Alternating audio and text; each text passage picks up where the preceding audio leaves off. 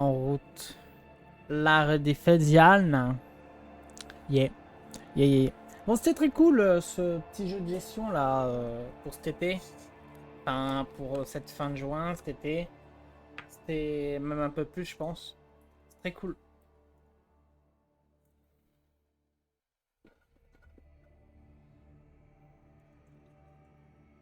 Chef, j'ai plus d'eau.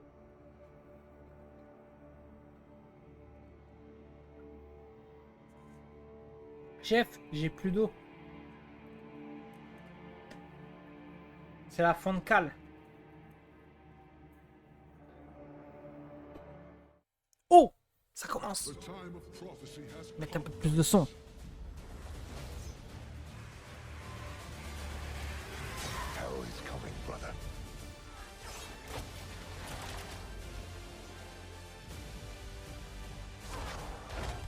Bon, bon, bon. If we can't stop Lilith, we'll all be damned. Disponible. Évidemment, on y joue tous les jours. Pas aujourd'hui. Hello, Diablo Pas le temps. community. Welcome to the first ever Bonjour. Diablo IV Campfire Chat. Now, this is not First ever. This is not a live stream. This is not, well, this is, even though it's live. it is live.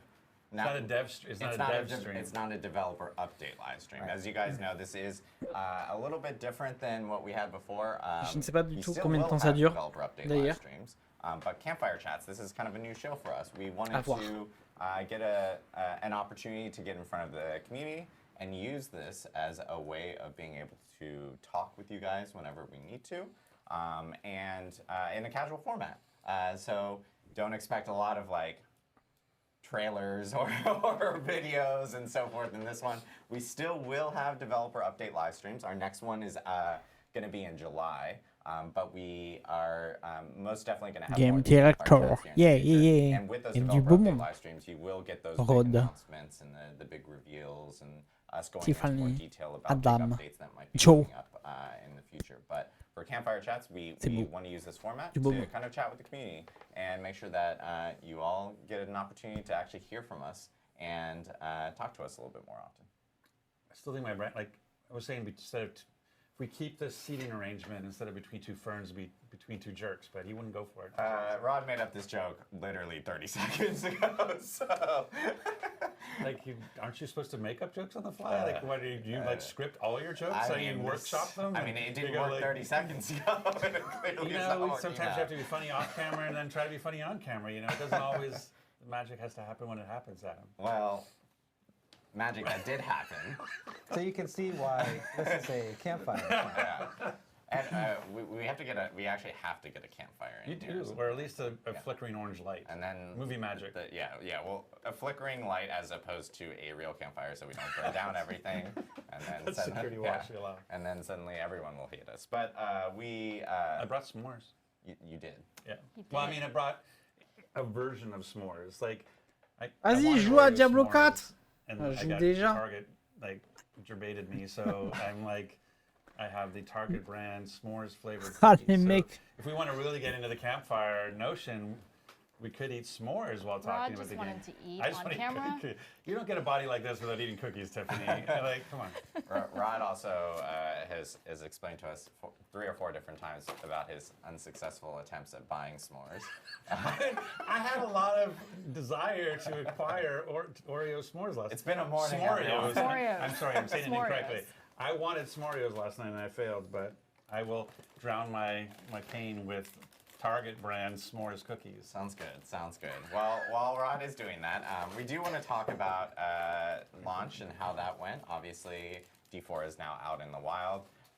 We had a really great launch. I mean, like it's. We know the community's been really amped about the game. Reviews have been really good. You know, it's been a couple weeks since launch itself, and also like huge shout out to the team here, the live ops team, Tiffany here. By the way, I haven't done You didn't even intros. introduce people. I didn't even introduce You're a terrible This is host. completely This is why it's unscripted. between two jerks. You didn't Awful. even introduce people. Awful. All right, let me do that first before we Did actually. you just make Joe Shelley facepalm? It's the s'mores thing and that really bad joke. Oh, It's just zoom. throwing me Crinkle the off. plastic while you do. Right next to Yeah, your mic. exactly. Right next to And- it. Yeah, as you like bite into the plastic and rip it off and so forth. Just introduce well, the people. All right. Well, we have Joe Shelley here, who's the game director for Diablo IV. We have Tiffany Watt here, who's our associate production director for Diablo IV, and then of course Rod Ferguson. The notion Smorio connoisseur. Yeah, the Smorio addict. But I mean, beyond just associate production, like Tiffany's, what is it? Your sphere of influence, your remit of control, the things you're like. But live ops is your thing, right? That's kind of the thing. Yes, it's one of the things I'm very passionate about. I work with a very, very large live ops team that goes beyond just the Diablo 4 team. So definitely congratulations to everybody across Blizzard that's been supporting us. Lots of time spent in the war room. Lots of time with Adam. Adam was... Which is, it's a penalty unto a itself. penalty, yes, it's the worst part. No, it was really exciting to work with people across the globe. So lots of Zoom chats, but also a physical war room here on campus. And it was just really cool to finally launch this game, work with so many people to bring it to so many players. So congratulations to everybody, and I'm really glad that everybody is playing. Yeah, I think we have sort of in a way of a great game and a great launch, right? Like the notion of sometimes you can have a really awesome game and the launch can kind of get in the way of it. You don't get to experience that great game the way you want to, and so I think these are two great people to represent that 90 rated game and then the ability to play it since it was launched. So it's awesome. And yeah, thank you so much to everybody who play. We just crossed 350 million hours of play. Which is phenomenal and very exciting. So again, thank you so much. And part of this conversation, I think, really is about that. Like, what happens to a game that gets 350 million hours of play against it? And so, obviously when you're making the game, you can't apply 350 million hours of play time against it to find, oh, maybe this balance isn't quite what we wanted, or this feature isn't working quite the way we want. And so we wanted to take this opportunity to kind of talk about, now that we've seen it out there by the way, it's only been 10 days. And, we talk about the Diablo 4, this launch is really just the beginning of our journey with Diablo 4. This is something we're going to support for years to come. We're working on seasons. We're working on expansions. Notice that was a plural word. And so all that stuff is going into the future. And so the fact that we love the feedback, we're on day 10, and and that's something that we're really this is the kind of stuff we're focused on. I do if I can stay on my soapbox for just 1 second. Can I stay on my soapbox? Yes.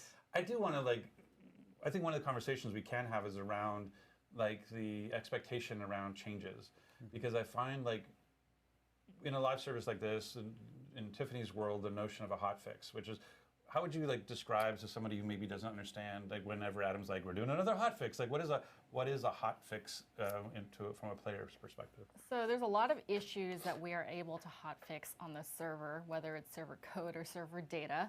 And those are ones that generally we can turn around a little bit quicker. Obviously, we want to make sure that the fix is solid, doesn't break anything else in the game, that our QA team has an opportunity to run through it and ensure that if we roll it out, when we roll it out to the servers, to all of our players, that it actually improves the game and fixes the issue that we've come across. We also have the opportunity to do client fixes. Those ones are it requires an update to the actual player's client. In both cases, for the most part, they are seamless so that players can get that change while they're playing the game. I'm sure you've noticed sometimes when you're logging out that your Battle.net client will pick up an update, or you'll pick it up on your console. So the next time that you log in and play Diablo 4, you pick up that client update. Hotfixes are seamless. So as you're playing and you're doing server transitions, as you're going through the world, you'll automatically pick up that update. In both cases, should be seamless, and something that we work very, very hard on. Client fixes tend to take a little bit more time to get out to our players. We want to treat all of our players. I mean, I'm a console player myself. I know that Joe Shelley plays on console. Rod Ferguson plays on console. And PC. And PC. Super important that we get these fixes out to our players at the same time so that everyone that plays Diablo 4, regardless of how they're playing, can experience the same game and the same quality of experience. And I think for the client, what we call the client, so the way you're playing on your actual device, that because we support multiple platforms, we have to often go through certification. And so that's one of the things around pacing, that we have to oftentimes pre-plan out what we're fixing. And so Hot fixes are stuff we can kind of do on the fly. It doesn't require a certification pass. Again, it's meant to be seamless. So occasionally we'll have some hiccups as we, but it's sort of philosophically, it's something that we decided as a team that rather than bringing the whole game down for an hour to roll out a server change, we would do sort of these sort of rolling changes. And 9 times out of 10, no issues. Occasionally, based on just the scale, like we haven't worked at the scale before, and so sometimes when you're refreshing this number of servers with this number of players on it, we could hit a hiccup, and we've hit a couple, during launch that. But our intention is to keep the game up all the time and just try to. But that being said, like I said, we often want to plan well in advance because we have to like QA it. It's not like we can turn. That's one of the things like I feel like the feedback is like, I have this problem, I want to see it fixed tomorrow, and you're like, I would love to do that for you, but we have to go through CERT and we have to QA it and we have to do all this work, and so we already have a big, real patch coming. And so that's something that's gone through certification. It's out there. It's going to address a lot of things, including performance issues. And it's so big. We're actually talking about there's the potential we may actually choose to have a maintenance window and say like, we're going to bring the whole game down. We're going to apply this big patch, and then we're going to bring it all back up. Like you have an artifact of said patch. I do. Am I ruining your agenda, by the way? Did I jump way slightly, but it's okay. It's a campfire talk. It's a campfire chat. Campfire chats. In fact, we have been working on a pretty large client patch. Chonky patch. It's very chonky. Chonky is the perfect way of describing it. That addresses a lot of things, and this right here is actually it's 13 pages, but it's not even done yet. But it is just an early preview of kind of dis qu'il en a des notes, what we're hein. putting together. I have it here. We probably won't go into detail of it all, but we will have it posted obviously when the patch does actually hit. But we do have a lot of different topics we did want to talk about. But which are this. Yes. Like this is, we're talking about stuff that actually reacting to what's going on as opposed to things we already knew we wanted to fix. And the other thing I wanted to at least let other people know is we were in this initial launch window, so hotfixes were coming super quick, at a rapid pace. Because we're trying to, when you have this many players hitting the game, a lot of things kind of crop up, and we were wanting to kind of get those hotfixes out. Same with the small client patches. I know a lot of people are going but it said further bug fixes and stability. A lot of that stuff is on the back end to make sure things keep up with players, and we keep stability on the actual servers as players are playing over the weekend, and we have a lot of traffic and things like that. So yeah, I think that's a good point. When we say something like further bug fixes and stability, that's not include. It's not like that bug fix includes a change to Whirlwind or something. Yeah, it's some bug with a name that is comprehensible to our engineers got fixed, right? And so it ends up not being very useful to go into a lot of detail about those. But anytime there's something that's we changed the barbarian, that we call that out. Yeah, if there's player-facing stuff, we'll most definitely end up calling that out. In regards to some at least how launch has gone and feedback that we've gotten from the community, we've heard a lot of different topics within the community itself. People just chatting with us or hitting us up on social media. I think it's one of the interesting aspects is I wanted to create this meme of we want a balanced game where there's no meta and every build is viable, and everybody's yay, and they're we've reduced the power of this class, and what's going on? Table flip, and you're what we have a philosophy of as part of balancing the game, whether that be the world or the classes, there will be pluses and minuses that have to be applied to the game, and the notion of, oh look, I remember Destiny 2 had Loot Cave, and we're there's a Loot Cave, let's just sit here and farm loot, and we're having so much fun. It's Christmas morning all day long, and that can't persist. For the good of the game, that has to not exist at some point, right? And so that's a problem that they fixed, and you understand eventually why they did that.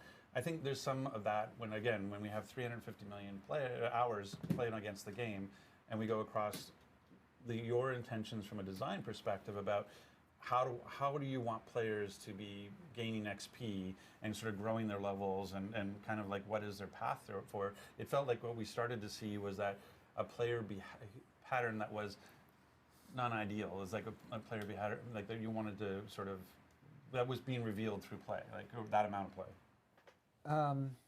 Yeah, so that's generally true. The way I would talk about it is that, and we've talked about consistently throughout development that our goal is to have a lot of choice for players, Right. both in terms of being able to having lots of good choices for where you're going to level or acquire loot, and also in terms of your character having lots of choices, right? And so, you know, sometimes people will say like, well, can't you, anytime something is too strong, can't you just buff everyone else? Right. And while in theory you can do that, when you have many classes and many builds, and you have one thing that is too strong, the process of buffing everything else, A, is likely to result in more balance issues because Right. you're changing many things at once.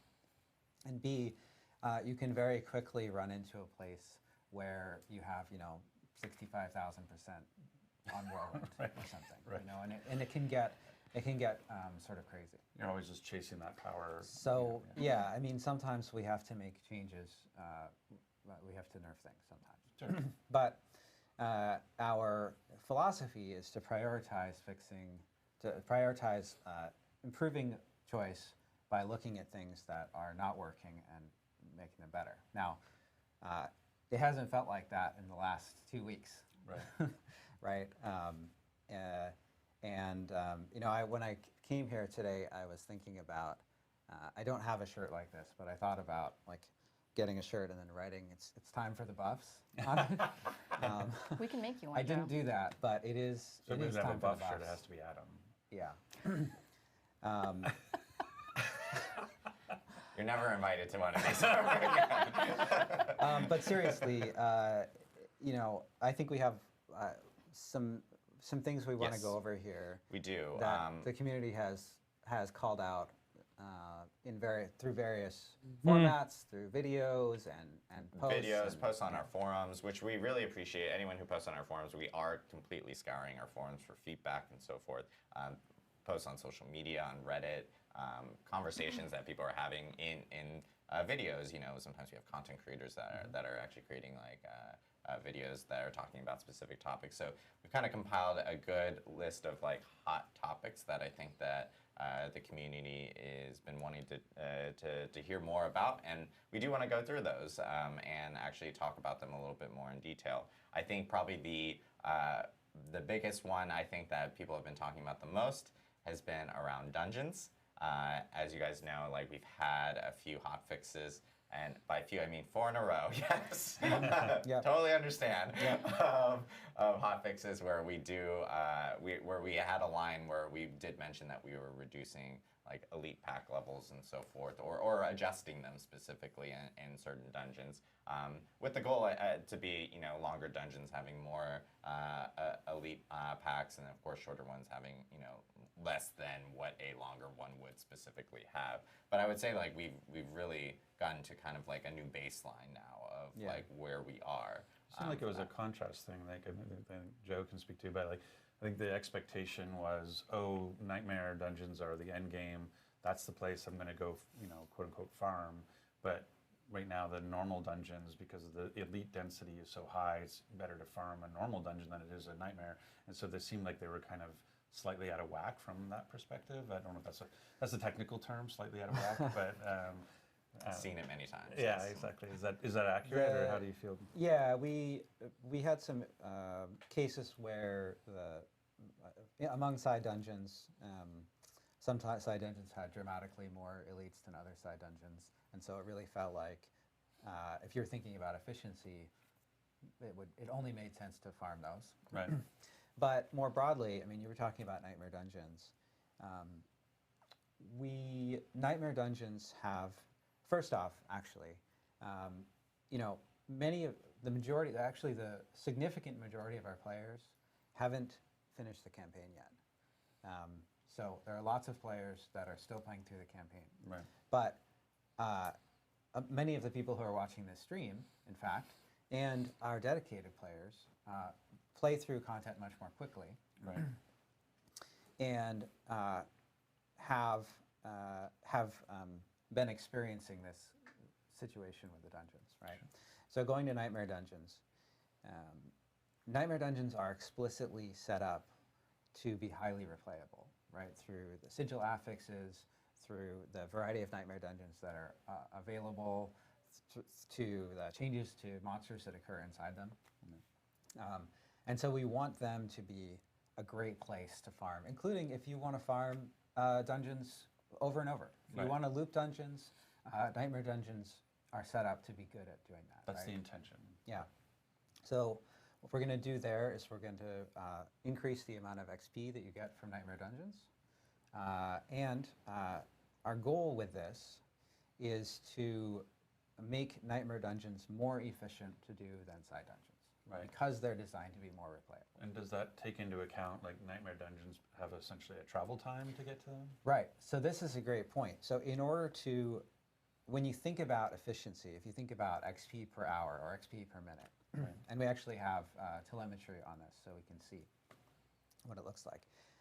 You can't just look at the XP that you're getting from the Nightmare Dungeon, because you have to spend some of the time traveling to that Nightmare Dungeon. And in fact, Nightmare Dungeons are a variety of distances away from the nearest waypoint or teleport. So it actually varies depending on which Nightmare Dungeon you're going to. Right.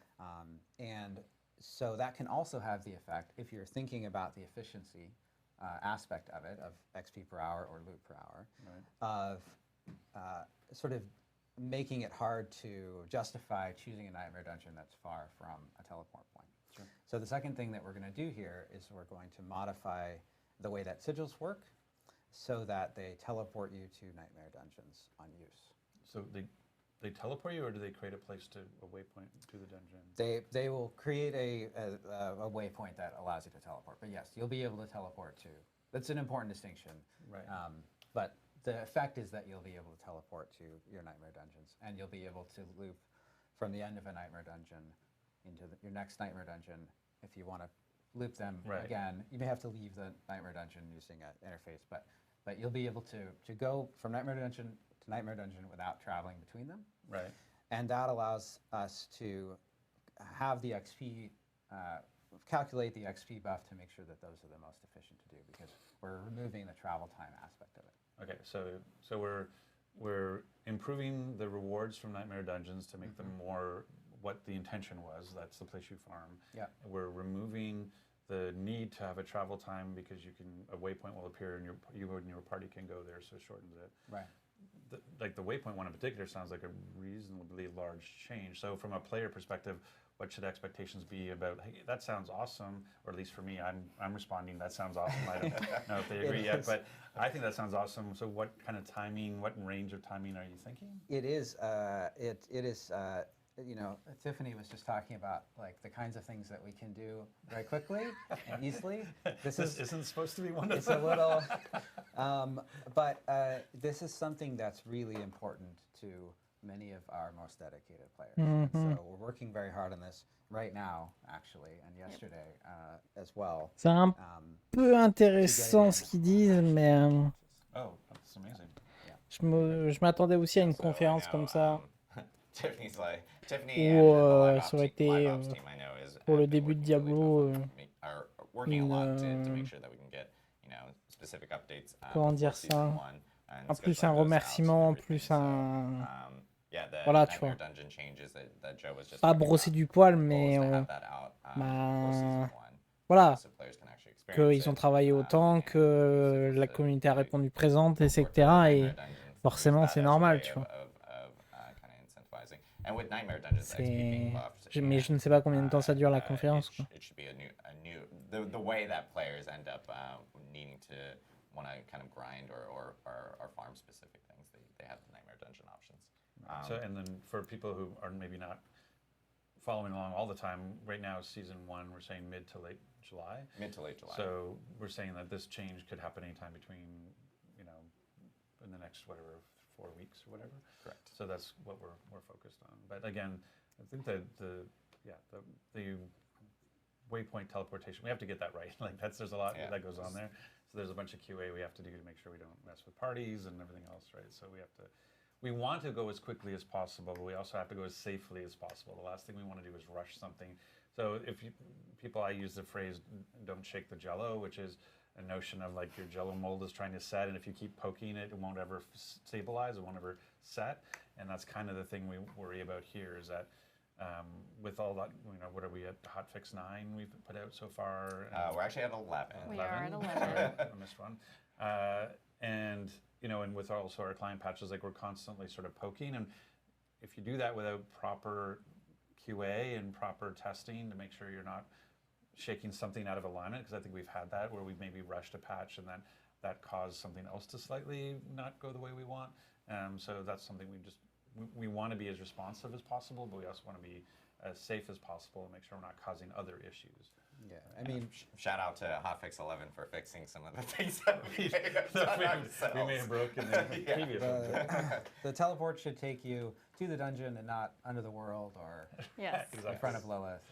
Major shout out to our QA team because we have put out, I think as you just said, 11 hotfixes and I want to say 8 or 9 client patches. So definitely kudos to them. Yes. Speaking of Season 1, Yeah. I am looking forward to it. I'm a Necro player as well, I believe Rod is, so definitely looking through that chonky patch to make sure that my class gets buffed, as Joe said. Tape pas dans le micro. But I've been collecting You renown. just promised. You realize what you just did. Yes. That This is you why I just need to promised Well, necro buffs well to now people. Joe has to do it I because know. I said Is that it. how it works? Yes, it is how it Oh, works. okay, great. I didn't tell him that, but now he knows. I'm looking forward to Season 1. I am curious because I think a lot of the community is curious, will I have to recollect all those altars of Lilith? Do I get to carry over those primary stat bonuses that I'm earning?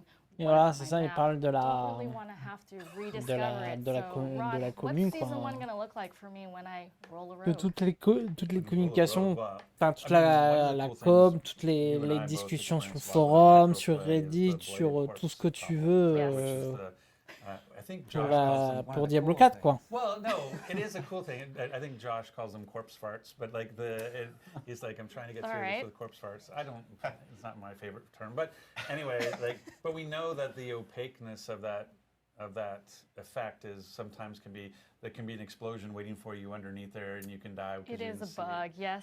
That is one of the things See how we are it- fixing. I was just like judoed that question. Yes, you back totally to did. her. And I actually care a lot about this because I use Blighted Corpse on my Necro. That is included in one of our upcoming patches. It is a bug. I know there was some discussion of like, is this intentional? It's not intentional. We will be fixing it and making it a little bit easier in general to be able to see which of the dangerous effects on the ground, making sure that's always readable to the player. So making sure our sort order is correct. If there's a Fire Enchanted, which is, it's the affix that always gets me, that I can definitely see it, because right now with all the corpse farts on the ground. See how easy it is to just say Now that is canon. It's very difficult for me to see a lot of the affixes or some of the enemy or PvP fire on the ground. So looking forward to those changes.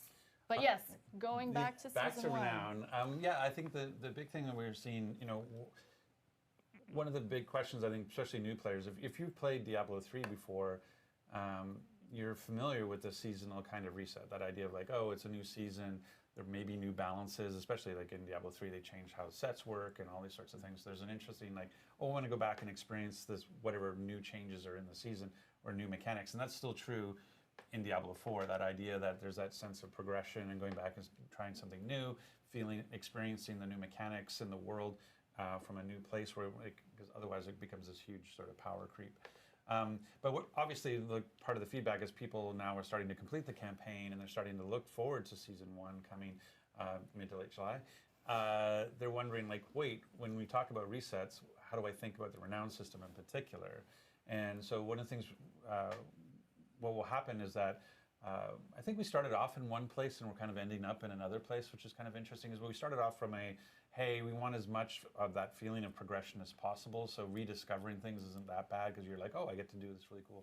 But I think we're starting to feel with alt characters that notion of, oh, the fog of war between characters doesn't feel great. And like the Lilith altars doesn't necessarily feel great. And so that's something we're going to do. And we'll be continuing to evaluate what should and shouldn't be reset as part of that. Much like once you complete the campaign on one character on your account, you can skip campaign for every character from there on through every season. And I think basically, I guess I won't promise expansions, but I believe expansions too. Not to lock stuff in too early. But that notion that you only have to complete, that's kind of the thinking we have. So right now for Renown, what we're talking about is as we go into season 1, when the amount of the fog of war that you've lifted on your map, the amount of the map that you've exposed going into the season in the Eternal Realm will be what you see in the season. So you don't have to go and reveal the map again. And the only capital city waypoints, I think, will be active, much like it is now. So, but you'll see them. They'll just be gray. So because there's so much renown you get for claiming one, we still want you to go claim that waypoint. And then there's also the Altars of Lilith, which is basically, those will stay as well. You don't have to rediscover them every season. And that's always been true, the notion around the benefits you get from a Altar of Lilith, like +2 intelligence or +2 dex, those stay with you forever, much like the renown system of the the extra potion charge or the extra obol capacity. Those stay with you too. You don't have to go get those skill points, go get those potion charges. Those go with you. And what's kind of cool is that what we're talking about is we'll preload you that renown. So, right, so if I could get, I'll make up a number, this is totally made up, 1,000 renown through Fog of War clearance, when I start up season 1, my map will be clear like it is in the Eternal Realm, and I'll already have 1,000 renown in my... Right, your renown screen will still show, fog, this many areas of the map to be discovered. Right. It will just give you credit for the ones that you already discovered, and that will translate into starting the season if you have been playing previously on a character with some amount of renown. Right. Yeah. Got it. And our intention, so those are the base of the two major that you get credit for. Like we're going to... Altars and Fog. Altars and Fog. So side quests, those are something that still reset. But we're looking into the future, maybe that's something else we could potentially... Potentially. I mean, it's something that I think we'll continue to evaluate. Like, some things are fun to do every season, and some things are, after you do them a few times, you feel like, why do I have to do this again? And I mean, I think that's something that it's pretty clear on exploring the map and the Altars of Lilith. Yeah. I think it's less clear on some of those other things. I know as one personal preference, I mean, when I skip campaign on a new character, I kind of use the side quest to kind of create my own campaign playthrough. Like it gives me a little more direction. So I actually, again, one person, but I actually like being able to play through the side stories again. Yeah. And so, and just to re-clarify on the Altars of Lilith, obviously players who, and how it works right now is if you collect an Altar of Lilith, you get the stat bonuses or whatever bonuses that you have, and those carry over. But now with the additional changes, it will be showcased. The ones that you've actually visited already will now showcase on your map already. So it ends up at least covering off of that, of course. And then, as Rod mentioned, the Fog of War items will be kind of carried over, or not carried over, but removed from as you kind of create new characters. And in terms of timing, I guess for some of these, when were we kind of looking for? That's season 1, right? So it would be... Yeah, we're looking to get that for season 1. An interesting point here is that that change will also affect alts after it goes in. Oh, nice. Perfect. Yeah. So alts after season 1 will have the same benefit. Yeah. Nice. Very cool. Well, I know I'm slowly getting through my list here. Pull out the cookies. What I want, I was going to say, you want some energy cookies, you want some s'mores? I think one of the things that I'm especially encountering too is in the dungeons, when you're going through and clearing dungeons, probably at least the bottom row of my inventory, it tends to be the gems I've collected along the way. And I know that creates some tension, in terms of when to go back and those sorts of things. So I know they're the quick answer is always I want a gem tab, or how do I put a different place to put those? But it sounds like we're doing something, we're thinking about it differently. Yeah, we're looking at inventory tension, essentially, things that fill up your... It's the design. Yeah, it's a design term. Anyway, it's basically stuff that clutters up your inventory. Sure. And important, awesome stuff that we built and has all kinds of interesting gameplay, but has the effect of taking up lots of space. Sure. It's not, yeah. Like gems. Perfect segue. I got there. We got there. We got there. For example, random idea, gems. Like gems. This is why it's a campfire chat. We're establishing the baseline expectations. Oh, no, okay. Yeah, We should just go low. Yeah, we While can only we're go not so answering a low. question, I still haven't got these cookies open, so I'm making noise so- while you're thinking. When we think about gems, Still didn't get it. there are many colors of gems, there are many qualities of gems, and this can have the effect of taking up lots of inventory space. So what we're looking to do, and this is a longer, we talked about fixes that have different time horizons. This is a longer term one. We're looking to get it in around season 2. Oh, okay. The idea is to change the way you acquire gems so that they are show up in your materials or currency tab rather than in inventory. Oh, like when you collect veiled crystals. So rather than it Right. even being a thing that you collect in an inventory, it's now just part of your materials. Right, and then the way that will work is you go to craft your gem in the same way that you do today, and you just use a certain amount of that material. So it's similar to the amount of equivalent like actual gem inventory slots that you're using now, Right. but as materials, and you can use that to craft the gem that goes into It's your kind of a win-win because it's saving you inventory space, but it's also saving you stash space. Because right now, I'm just like filling up my stash with gems. Yeah.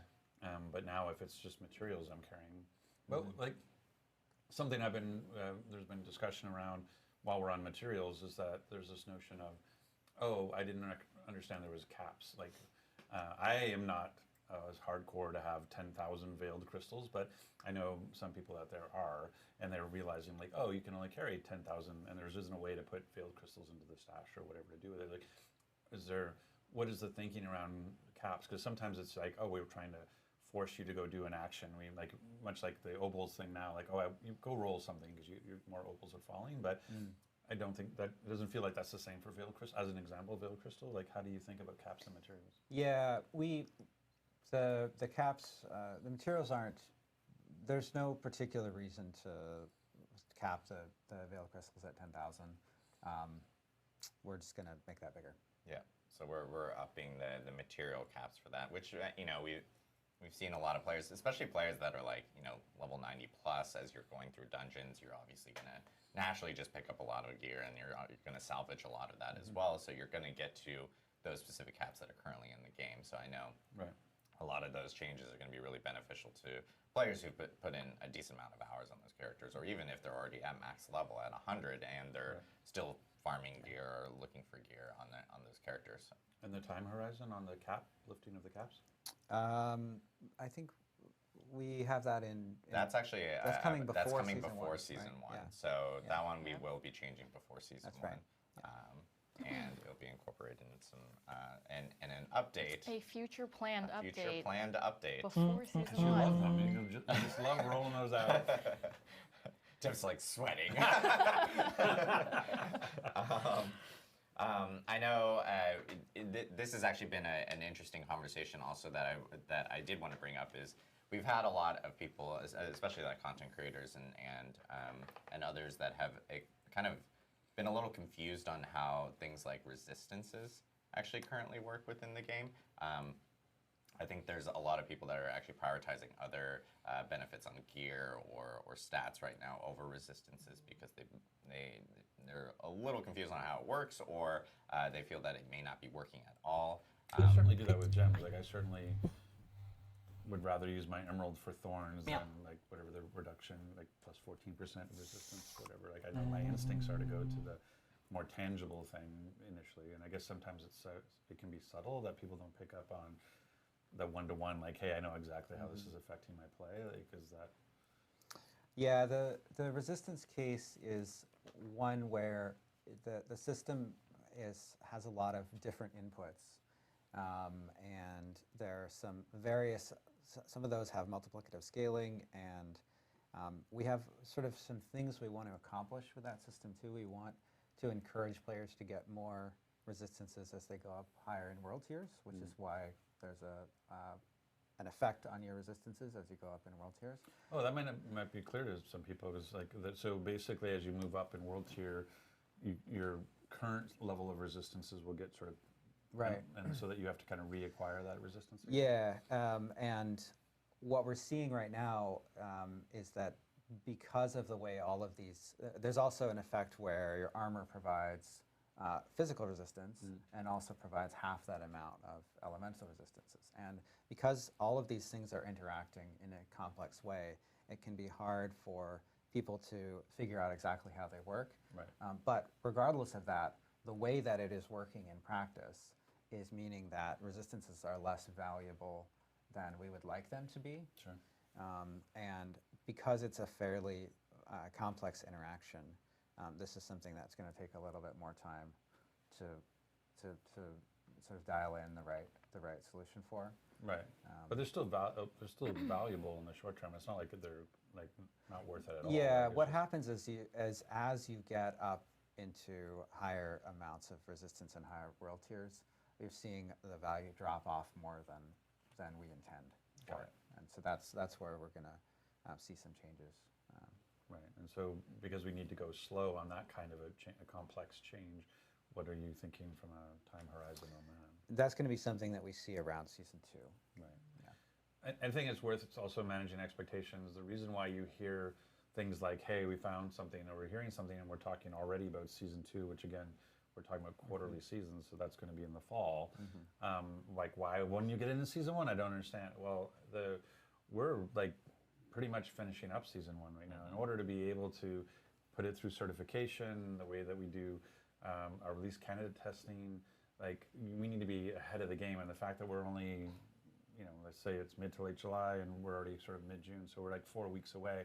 It can take a couple weeks to get through cert and everything else. So you kind of have to be out in front of this stuff. And so that's what I was trying to set in one of the official dev streams and managing expectations. When we find something, we're like, it's not a hot fix worthy thing or something we can't even hot fix because it's not just like changing a variable on a server. It's something that is a complex system that requires real work. It may come a little bit later than you're thinking because of the fact that we have to be so ahead of the game in developing this content for you. So that's why you're hearing stuff like season 2 means season 1 is pretty much done. I mean, it's done from a development perspective, and now it's in the QA and certification phase. So that's why we talk about season 2 as the next sort of window to put stuff out like this. Yeah, and I know a lot of people are going. I'm seeing chat now going like, why not season 1? Why not season 1? And it's the perfect explanation for it, because in the end of the day, you have to button something up to get it ready for people to actually play it, and we obviously have to do a lot of testing for it, certification and so forth. So just a reminder for everyone, like, development is a process. It's An iterative process. An iterative process for sure. That's also a good point. When we think about seasons, one of the things that we think is most important is delivering new content. Right. Because that is new stuff for everyone. Like, if we want to make sure that every season is delivering new content, and then on top of that, bring in important fixes, bring in some quality of life improvements. And so, I know that I've seen some lists, like people have helpfully made like some lists, like here are a bunch of quality of life fixes that we would like, or that would help me, as a player. So I think what you'll see is that over time, as seasons roll out, you're going to see those. Like we've been talking about with season 1 and season 2, you're going to continue to see those things. You're not going to see a season that's like, sorry, we didn't make any content, but here's a bunch of fixes. Yeah, and because we think the content is really important. Yeah, that's the big thing, is like Diablo 4 just launched, and we have a lot of stuff planned for the game.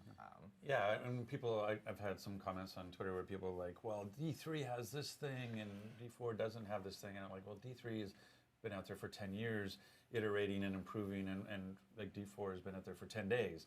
And so, like, that doesn't mean it's not going to show up. It doesn't mean the iteration and evolution of these things aren't going to continue. Like, we're going to keep evolving the game, you know, as fast as we can, and as safely as we can through seasons and hotfixes and patches and expansions. So, just because there's something not there today doesn't mean there's no intention to put it there in the future.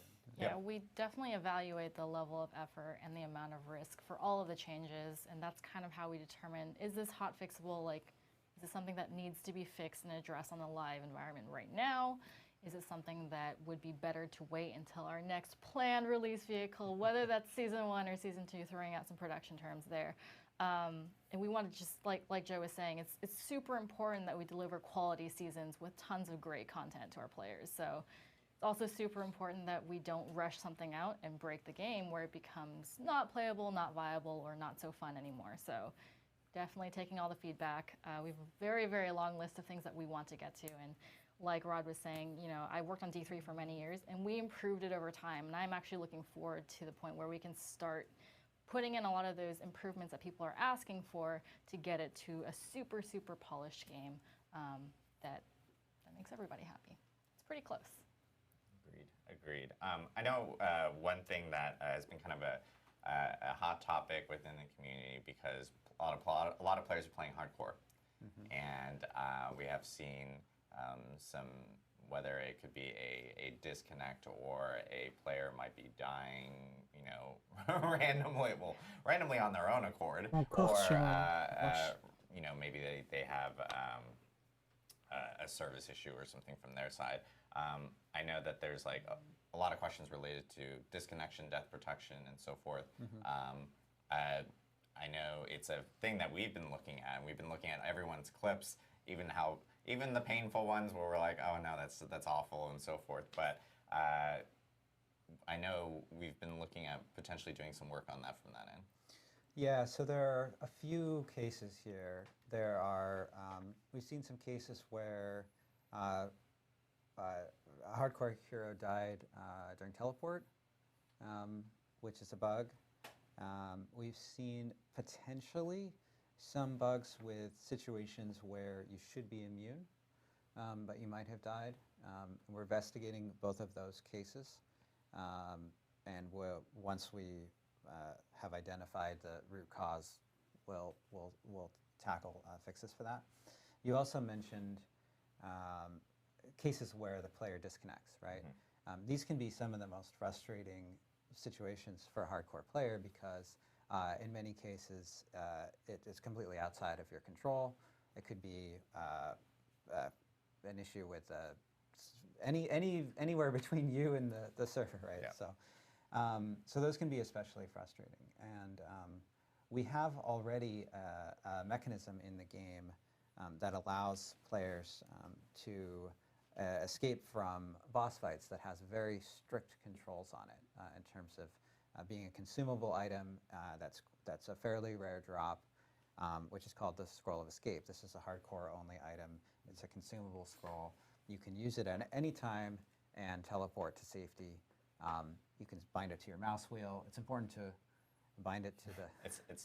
It's very important to bind it. I do recommend binding it so that you don't run into an issue where you might potentially use like an emote instead of your. I mean, you go out with style. I mean, like Yes. you know, you're going out emoting while you're being killed. So we have this mechanism already to allow players to try out something that's extremely difficult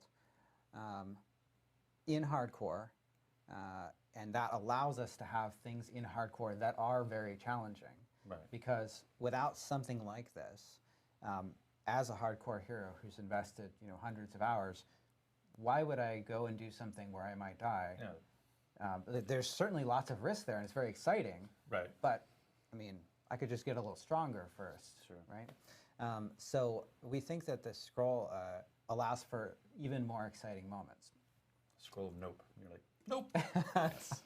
And this is the place where, because it has these controls in terms of being consumable and being a rare drop, Right. This is the place where we want to add disconnect protection. So basically the way that this will work is if you get disconnected, and this is essentially for any reason. And, So and like I even wanna, if your cat pulls the Wi-Fi right yes. out of the wall. Now I want to clarify that Because a dog would never do it. it's not. That's true. Only cats. The disconnect case is is a very complex situation in terms of determining what's happening. Sure. So this is not perfect situation. Okay. Lightning I'm strike not on the going to telephone pole guarantee may not trigger this. 100%. But what should happen is that when we detect that you've disconnected, if you have one of these scrolls of escape in your inventory, it will trigger, even though you weren't there to trigger it. It will consume the scroll, so you can't just do this as much as you want. Right. And it will teleport you to safety. Right. So when you log back in after the lightning has subsided, you should be in town. Should be should Just be have scrolls. Because they are a limited resource, like obviously. Like Well, part of it, you have to stop abuse, right? You don't want Exactly. people like using disconnects Yeah. as ways to do things. It's the same thing, I think, when we were talking about the sigil change, is that one of the concerns, if we didn't put the right rules around it, is that if a sigil automatically teleported me somewhere, I could use that to escape hard content, you Sure. know?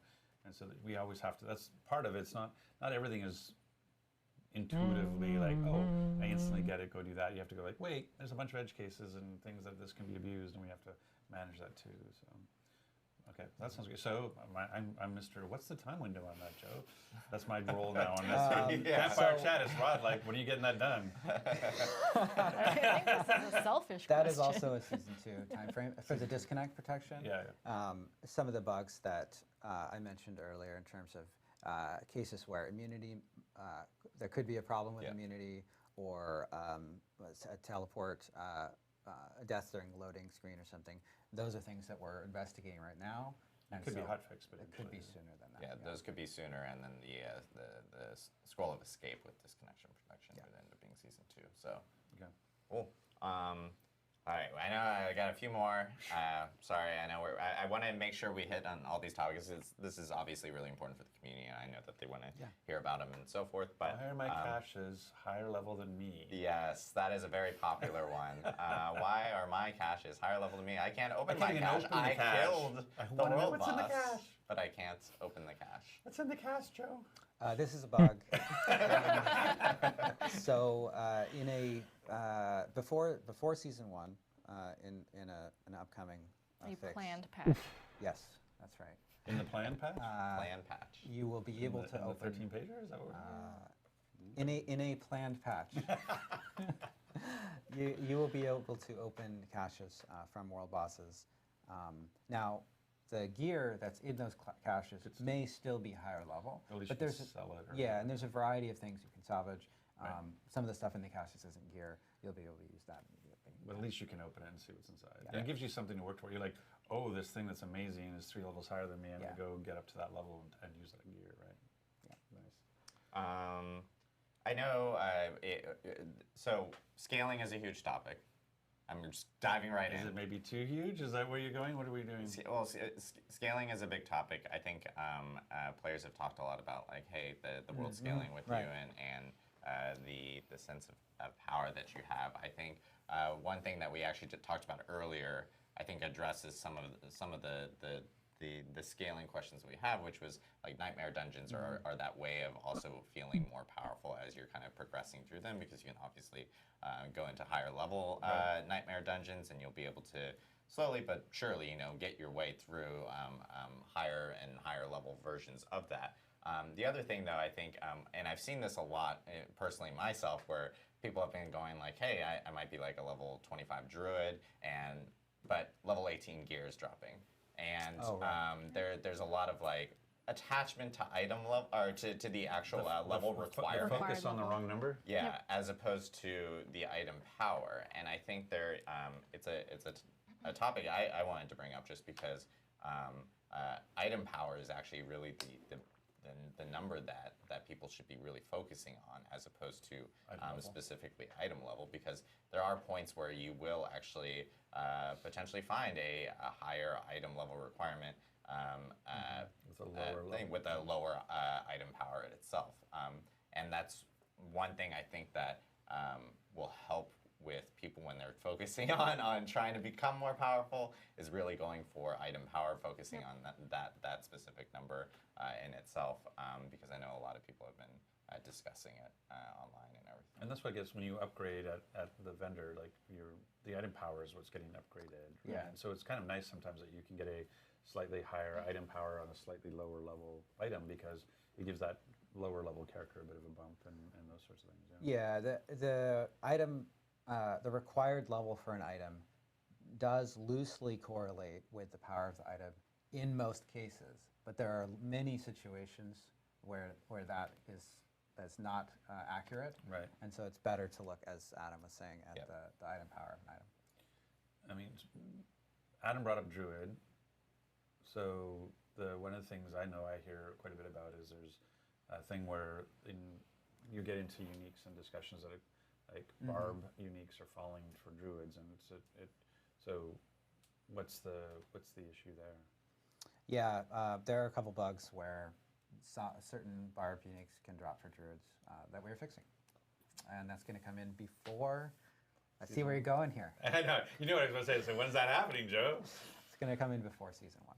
Okay. In a planned patch. So within the next 4 weeks. But when Ish. I'm playing a class, Joe, can I expect to occasionally see uniques or legendaries drop for other classes? Yeah, you will. That's a really good point. It's these changes are not. You will never ever see anything for another class. Right. It's that there are some specific barb uniques that were meant to drop only for barb, but due to a bug are also dropping for druid, and we're correcting those. Got it. Okay. Awesome. And I know we just mentioned this, but in a future update, don't hate me, Ted. A future hotfix is what we'll say for right now.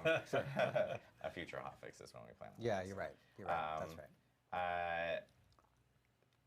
Social features, looking for group, looking like type of features has been a topic. Some people who may not be in like a clan or something like that, or choose not to actually join a clan, or maybe some of their friends or their normal friends are usually logged off during a specific time. Trying to find other people to maybe like join in with you during dungeons and stuff like that can be a little bit of a challenge. We've been hearing a lot of feedback on that. I know that the team like obviously is looking into future social features for the game itself. We just need more iteration time, more time to actually think about how we want that to actually be available, how accessible it should be, and so forth for players to be able to jump into some dungeons with maybe randos or something like that if they want to, if they're looking for it. I know it's a topic that a lot of people have been talking about, but we are looking into it in terms of items.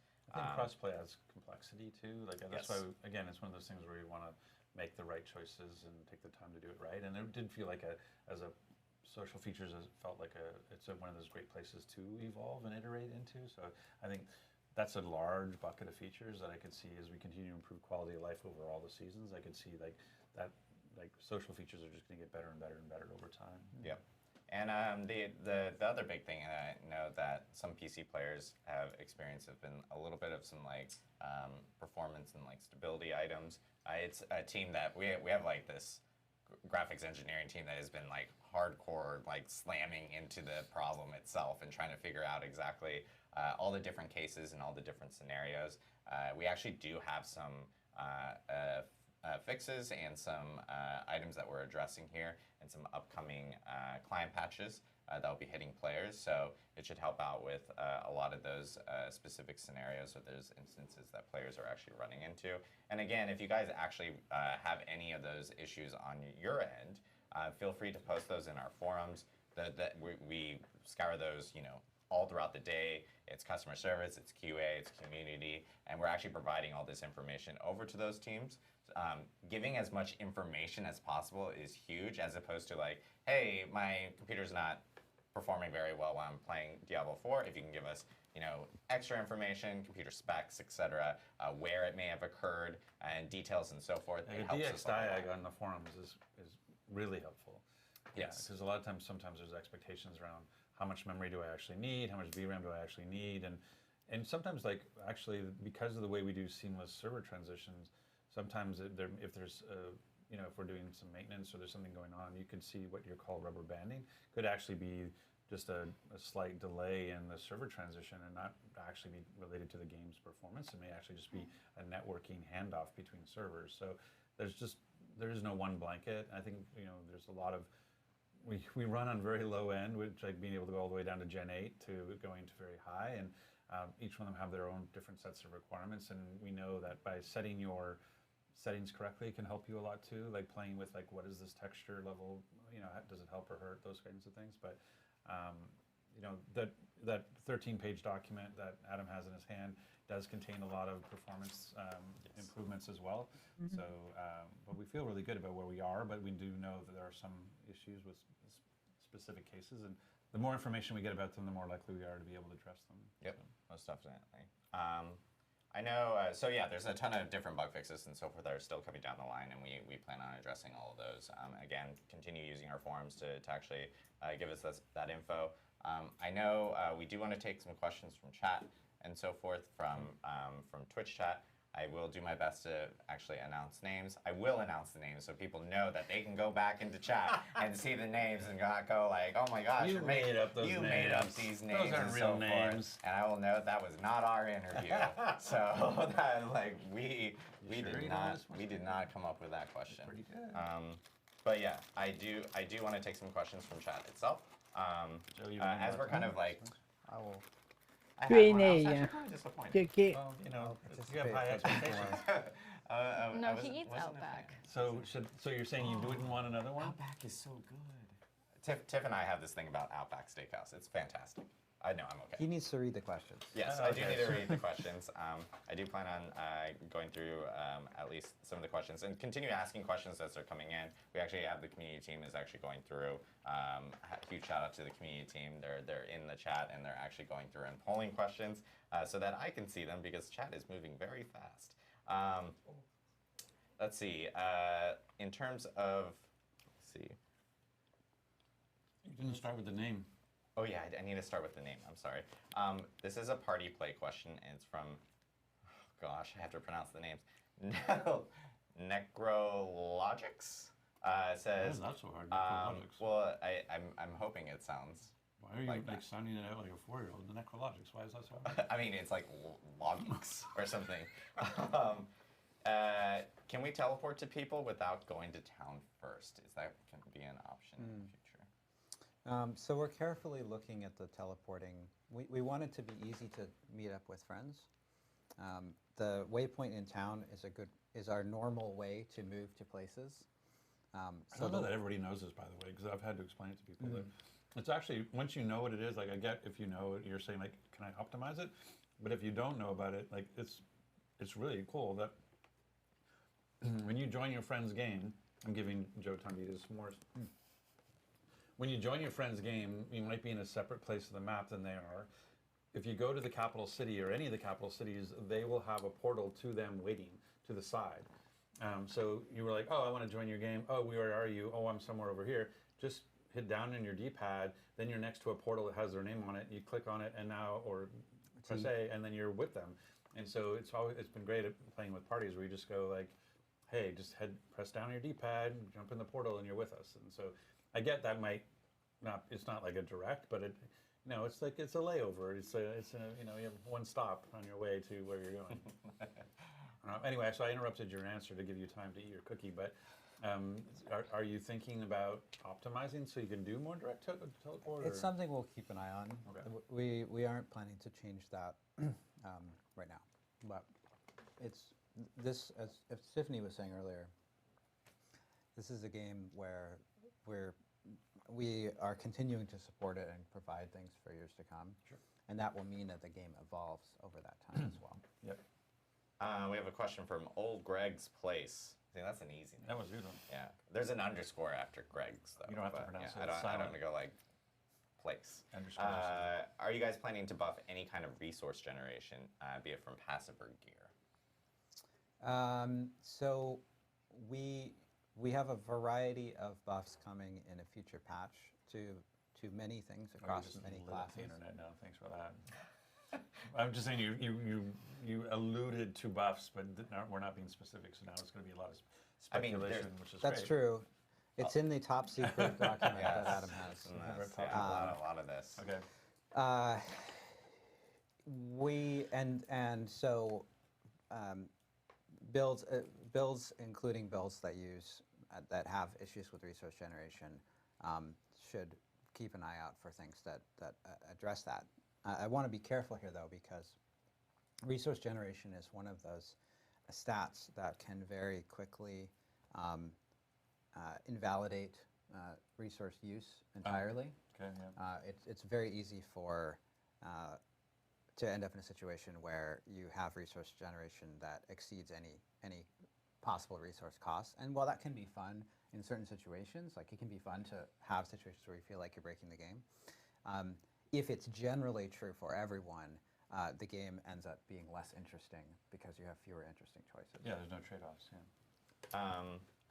There's a lot of people still mentioning mob density and so forth in chat, and I do want to just at least clarify to them, because like obviously, you know, we've made tweaks and so forth, and we talked about this earlier, but we made tweaks in terms of like elite mob packs and dungeons and so forth, but we now have established a baseline, and that from that baseline, like we move up. It's not a oh, this like we're gonna continue going down or something like that. So Joe and I had this conversation recently, just like it's a combination, and you know, correct me if I get this wrong, but it's not just about like, oh, as we think about Nightmare Dungeons and rewards, it's not always going to be like, oh, this one monster is now worth 1 million experience points. There may be times where you want that to be 5 monsters that are worth 200,000 experience points. Like density is a factor of XP per minute, and as well as the actual value of the individual monsters, and so that'll be something that you all are thinking on. It's something we're continuing to look at. To clarify, the changes to XP that you'll see before Season 1 will increase the XP that you're getting per monster, per elite monster in Nightmare Dungeons. Right. It won't increase the total number of monsters in Nightmare Dungeons. That also can also called the density. But that is something that, as a result of the changes that we had to establish a baseline, we do have the ability to tune in the future. Right. Yep. Are you guys planning to continue quarterly update style? Name? Who's asking? Oh, sorry. Nupu Games. Are you planning to continue to the quarterly update style for upcoming expansions and systems or such? I personally love the updates. That's something to look forward to for every quarter since BlizzCon 2019. We will still be having a lot of developer update live streams. And those, like for instance, our next one will be about Season 1 when you guys actually. I kind of, so I'll speak as one person. I kind of like, not necessarily, well, Campfire Chat aside, I kind of like the more active stream to a 9-page blog personally.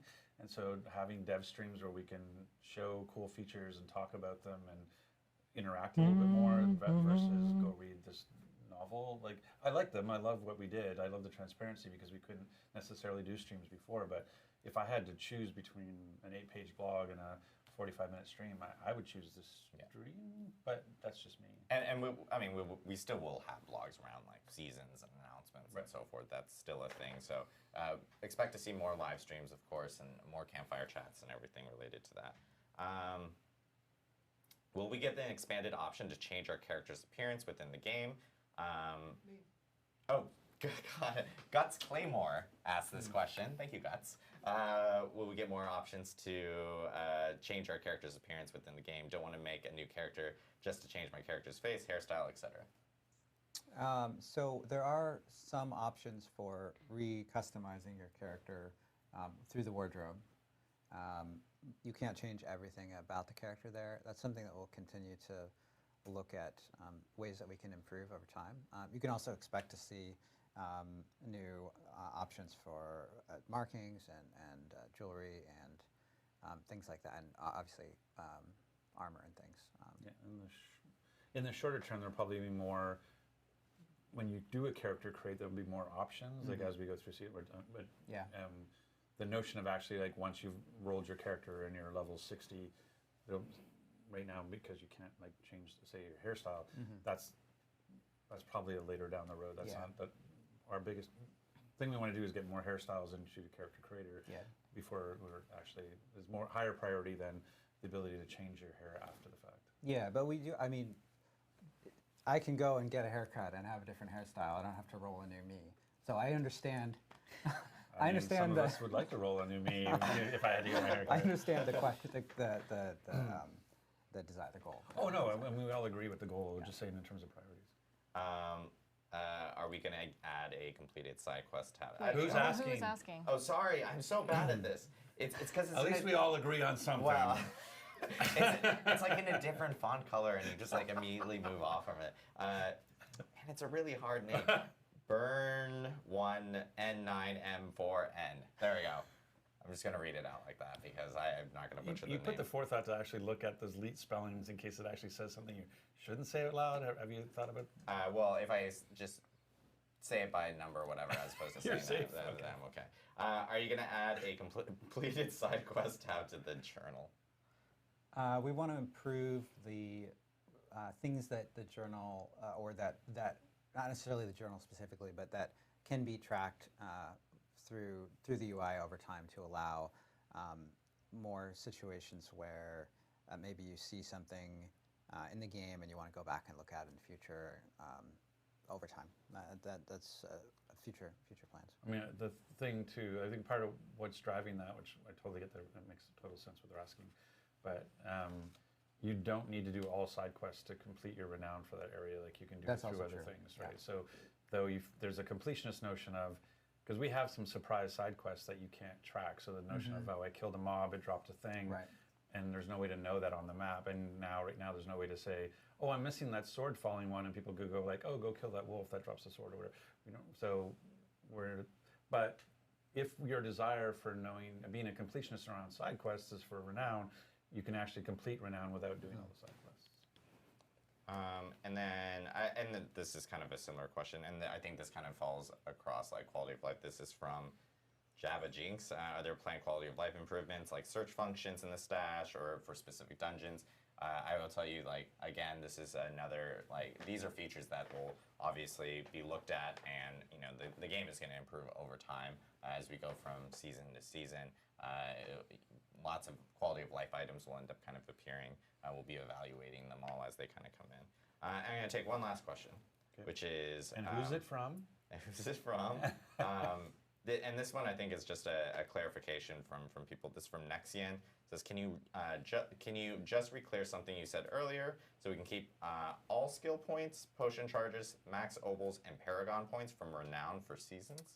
Right. That's an important thing to clarify. So the renown, so things like paragon points at the end of the renown bar, you will start with some renown.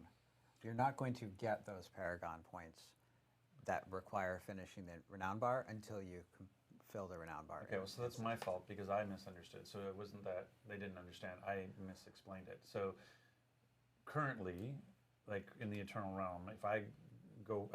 on one character I complete the full renown bar, so I get my obels and I get my paragon points. If I roll an alt, I have those. I have the skill points. I have this potion charge. I have the obels. I have the paragon points. Right now, being that are shared between my characters on my account. Some elements of the paragon system are shared between characters. Things like the altars of Lilith also give you stat points. Right, but I'm just saying that that's how it works today in the Eternal Realm in terms of going between one character to another. The renown unlocks on the bottom level are account-wide, yes? In seasons, you will the things that are at the end of the renown bar, you will still have to acquire renown to get. Right, that's why I was just trying to clarify what it is today for alts is different than what it will be in season reset. Right, so today with alts, I clear all on my account, I get it across all my characters. So you're saying when we do a season reset, and if you clear it all on a character, or like when you have a map that's revealed in the Eternal Realm, when I go into the season, the map will be clear. Right. I'll have the renown for that, but I won't have like potentially the max 80 obels and the paragon automatically unlocked because I haven't discovered enough. I haven't gone and hit all those waypoints that would fill that bar. Right. Yeah. But you will have the renown for revealing the map, and you'll have the renown for collecting the altars of love, to the extent that you have done that. Right, Yeah, and that'll trigger the other things like potion and skill points. And Yes. stuff, yeah. And Mr. Joey P, just being me saying like, and yeah, you get the renown from the Fog of Sorry, War who's clear. Joey P? Is that one of the community members? Joey P. but yeah. Question from our own team's associate designer. He mentions you get the renown from Fog of Warclear and the Altars of Discovery, which is what Joe had just mentioned, but then enough to get you through the first 2 tiers of renown in each zone. So that was my fault. I thought it worked the way it works in the Eternal. Now it doesn't. It's basically we're just preloading you a bunch of renown that will then unlock the stuff for you. I get it. Yeah. Got a pocket Joey P over there. I know, Pocket Joey P. Pocket Joey P. Well, we well over the time estimate that I thought we were going to have, so I apologize, everyone. That's your fault. We're eating into our lunch. I do want to thank everyone for tuning in. This is our first Campfire Chat.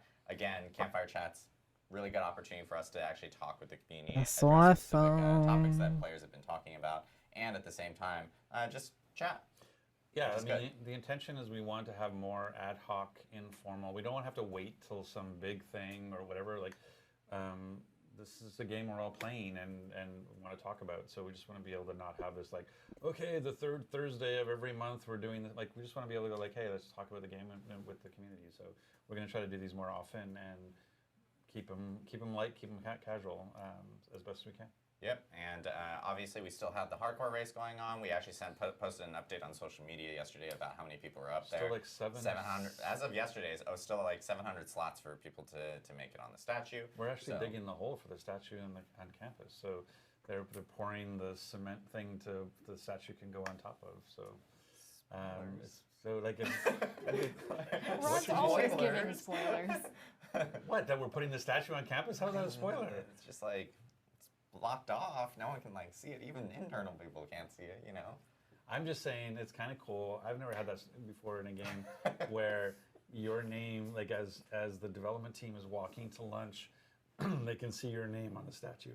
I think it's kind of cool. And that reminds us our community and our fans out there who are playing the game. And and people were like, oh my God, first time. Like I get the first thing, but we made it 1,000 for a reason. We wanted people to be able to enjoy the story and play the game at their pace. And we wanted to get through, our first 10 days plus early access, so that people didn't feel, because we knew, as our production director often says, it's going to be a little rock and roll, and we knew for hardcore, bold people who decided to do hardcore like on our first day, because definitely a little rock and roll, but we wanted people to have that opportunity. So there's still 700 spots available. So if you haven't rolled a hardcore yet, you can, today could be the day, or I'm sure we still have lots of time to get there. So, maybe we'll do something around BlizzCon and the statue. Who knows? Yeah, who knows?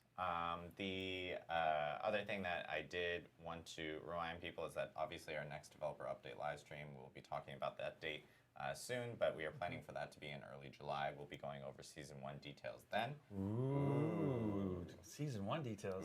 I know what that it is? in unison with you, that's all. I know. Ooh. So the zombie thing, we're going to explain the zombie thing? Yeah, we're going to talk about more about zombies. Yeah.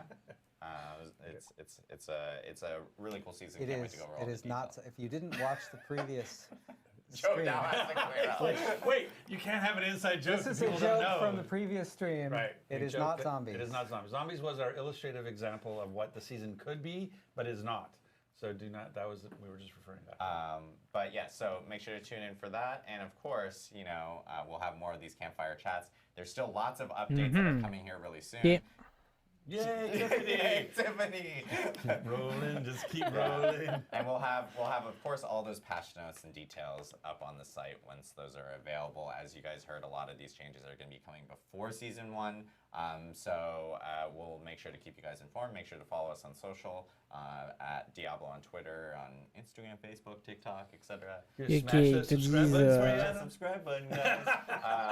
White Scene, allez voir sur nos réseaux sociaux bientôt. And we'll see you Bien. on the next stream. Voilà. La réponse qu'on attendait. Pour la season win. Thank you. Bien. Bien.